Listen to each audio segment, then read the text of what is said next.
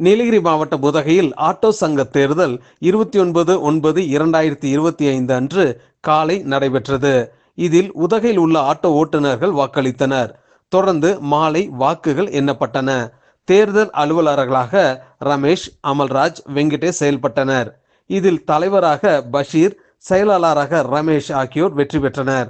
மேலும் கார்த்திக் துணை தலைவராகவும் பிரவீன் துணை செயலாளராகவும் தேர்ந்தெடுக்கப்பட்டனர். தொடர்ந்து தேர்ந்தெடுக்கப்பட்ட தலைவர் மற்றும் செயலாளர் வெற்றிக்கு பின் கூறும் பொழுது, அரசியல் பின்பலம் இல்லாமல் இந்த சங்கம் பல ஆண்டுகளாக சிறப்பாக செயல்பட்டு வருவதாகவும், அனைவரும் இணைந்து நிர்வாகிகள் உறுப்பினர்களின் நலன் ஒன்றையே குறிக்கோளாக கொண்டு செயல்படும் எனவும், அரசின் அனைத்து நலத்திட்டங்களும் அனைவருக்கும் கிடைக்க பாடுபடுவோம் என தெரிவித்தார். கடந்த 40 ஆண்டு காலமாக எந்த அரசியல் கட்சி சாயலும் பூசாமல் ஒரு ட்ரேட் யூனியனாக செயல்பட்டு வந்த நமது சங்கம் 3 வருடங்களுக்கு ஒரு முறை இந்த தேர்தல் நடைபெறுகிறது.